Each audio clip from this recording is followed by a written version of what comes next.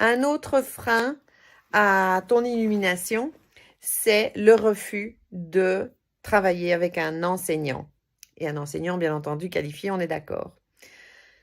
Je le sais parce que ça aussi, de nouveau, je l'ai vécu et je le vois. Il y a plein de chercheurs spirituels qui ont des expériences transcendantales, qui en ont été évidemment bouleversés, qui ont entreaperçu l'essence de la conscience qu'ils sont, et du coup, qui en ont fait des déductions, qui en ont établi des vérités, mais pourtant, bizarrement, ils ne sont toujours pas réalisés.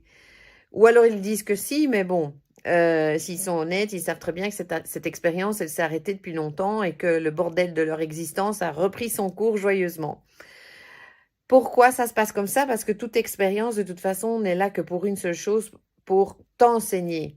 En fait, il y a toujours une leçon derrière l'expérience.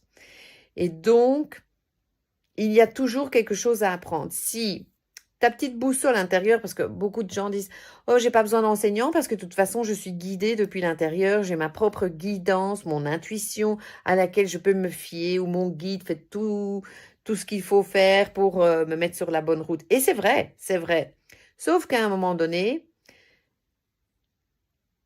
la bascule finale, elle sera faite via un enseignant.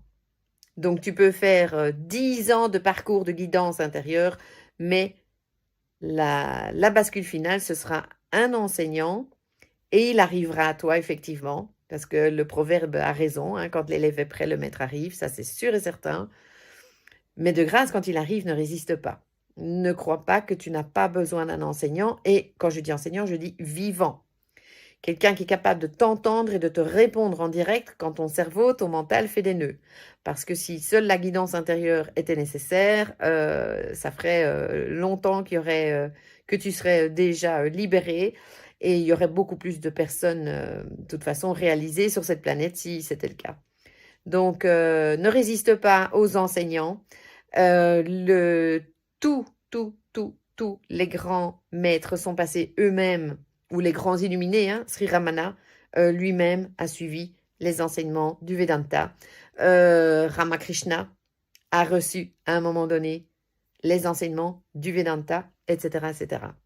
Donc il y a toujours ce besoin de connaissance. Pourquoi? Parce que ce qui t'empêche d'être un être réalisé, c'est l'ignorance. Et il n'y a qu'une seule chose qui annule l'ignorance, c'est la connaissance, pas les expériences. Donc il te faut un enseignant.